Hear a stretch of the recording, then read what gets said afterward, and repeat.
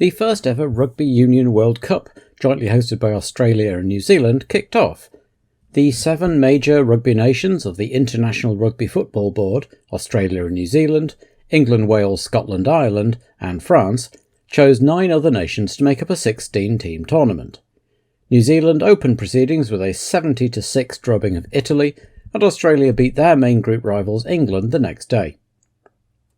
An 18-year-old West German named Matthias Rust flew a small private plane from Helsinki to Moscow, and despite being tracked intermittently by Soviet military and civilian radar, he was able to land his little Cessna on the Bolshoi-Moskvoretsky Bridge next to Red Square. Rust claimed that he wanted to build bridges between East and West, but was put on trial and served 14 months before being pardoned and released.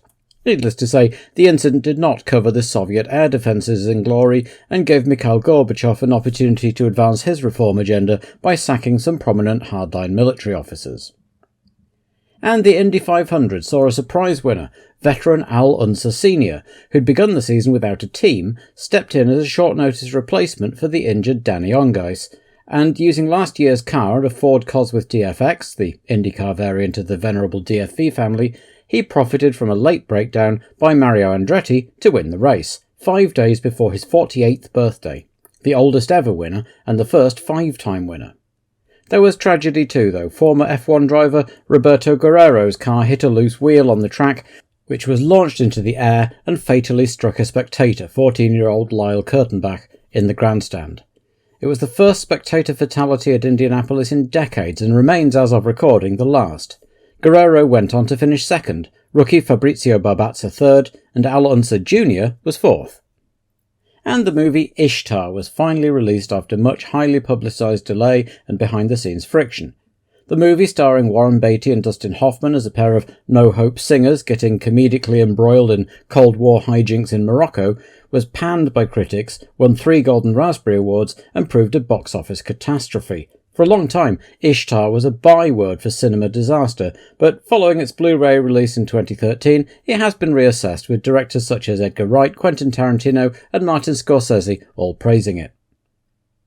The 45th Monaco Grand Prix would be the first, in which the starting grid would be the same size as other races in the season. Previous races had been limited to first 16 cars, then 20, thanks to the tight circuit and restricted pit lane facilities, but for 1987 the race would have 26 starters just like all the others.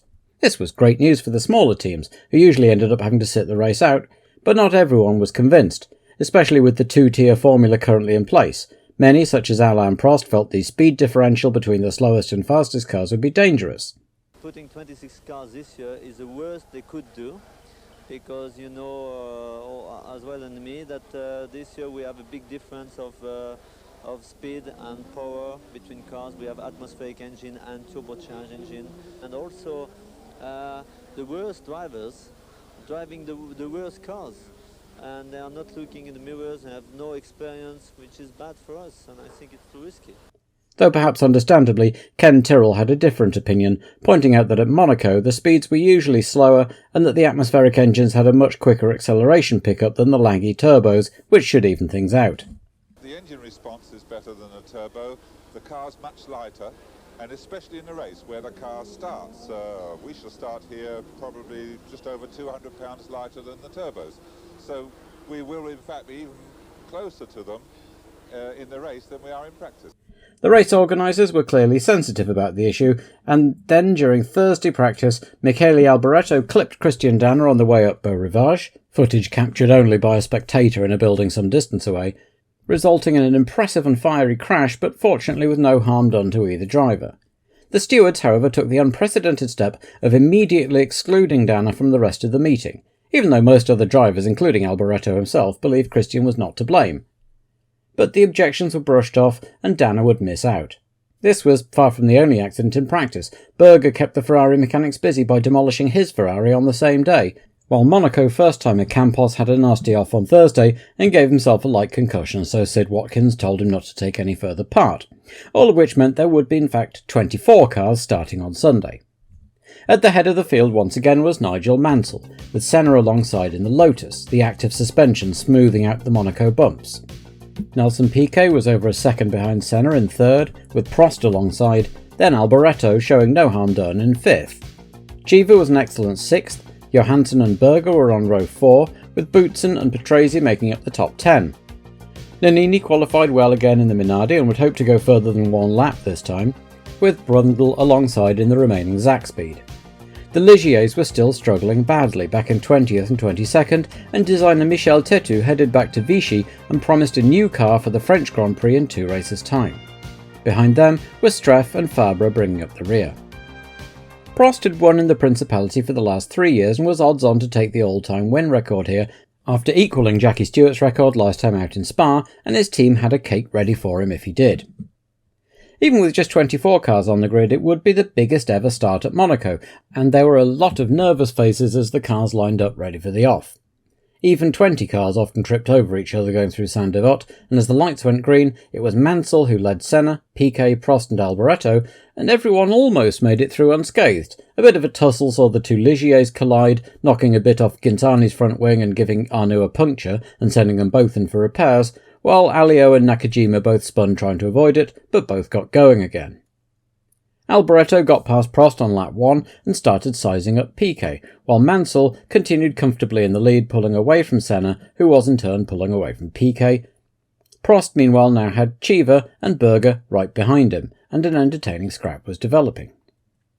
Boutsen was the first casualty, his transmission packing up after just 5 laps, as Mansell continued to extend his lead over Senna, by now nearly 5 seconds.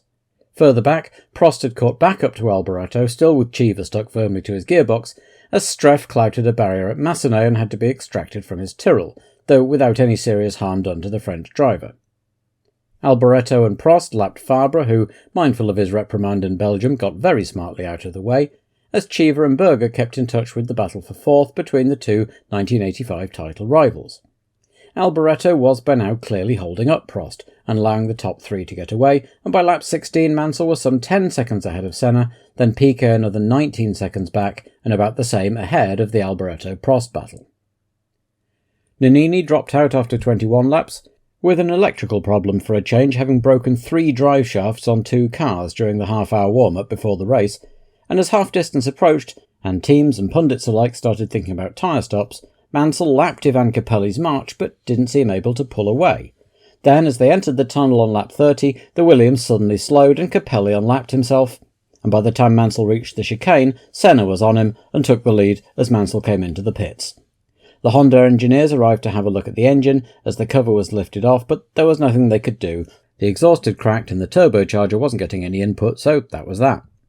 So Senna took over in the lead, just in time to lap 11th place Jonathan Palmer, and had a comfortable 16-second lead over 2nd place Piquet. Next man to be lapped was Alex Caffey and the elderly, overweight Azella, who was running fantastically in 10th place. Prost was still trying to get past Alboreto with no luck, and now had Cheever and Warwick behind him, both arrows running well. Alboreto finally pitted just before half-distance, releasing Prost, but only for 1 lap before he made his own stop, but a quicker one than the Ferrari teams, so he got out ahead of Alboreto, with Cheever going ahead of both of them into 3rd, and Alboreto quickly dropping back behind Warwick to boot. Piquet was next in for tyres and held on to 2nd, and finally it was Senna's turn, by which time he had a lead of some 45 seconds. A good Lotus stop put him back out in the lead, so with the major players all having made their stops, Senna still led Piquet, with Cheever going for a non-stop strategy 3rd, Prost 4th, Alboreto 5th, Warwick 6th, Berger 7th and Palmer now up to 8th.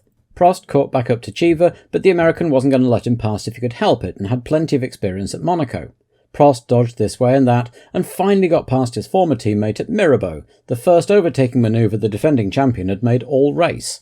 Cheever promptly pitted, having hoped to go the distance on one set of tyres, and a relatively slow lap dropped him down the order and promoted Alboreto to 3rd. Eddie returned to the track just ahead of Gerhard Berger. Patrese came in to retire with electronic gremlins in the engine software as Prost put on a charge and started to close in on Piquet, cruising comfortably in 2nd place at a track he hates.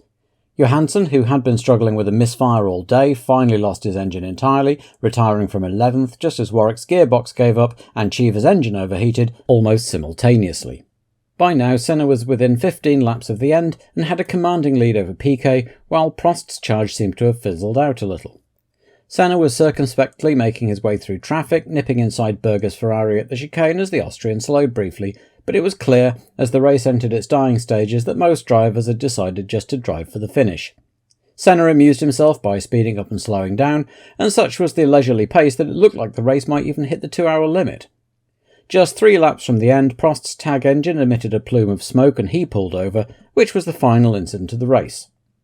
The Lotus and Honda teams crowded the Armco to cheer Senna home for his 5th career win in his 50th start, and the first win for an active suspension system, as he led Nelson Piquet home by, in the end, just over 33 seconds. Alboreto was promoted to 3rd by Prost's retirement and was the only other driver on the lead lap. Berger was 4th, and the 5th and 6th places were filled by 2 atmospheric cars, those of Palmer and Capelli. Ivan had memorably scored points for Tyrrell at the inaugural Adelaide Grand Prix of 1985, but this was the new iteration of March's first points, and the 2 drivers were the first to score points in both categories of F1 racing this year. Brundle was frustratingly just outside the points in the Zakspeed, just ahead of Farby. Prost was classified 9th with Nakajima 10th after a fine comeback drive from his first corner spin. Arnoux and Ghinzani were 11th and 12th, and Pascal Fabre once again stuck it out to the finish, 7 laps down this time, to take 3rd in the 3.5 litre category for the 4th time running. In 3 weeks' time the teams would head back across the pond to Detroit, but the week before that it was the Le Mans race, and there were 3 of the current crop of F1 drivers who had seats booked: Eddie Cheever and Martin Brundle for Tom Walkinshaw's Silk-Cut Jaguar team, alongside F1 alumni Raoul Boesel, Jan Lammers and John Watson, and Jonathan Palmer for Richard Lloyd's Porsche team. For now, though, Prost still led the title race, though now only by 3 points, and the top 5 were only covered by 8 points, with Williams and Lotus clawing back some ground on McLaren in the Constructors' Championship.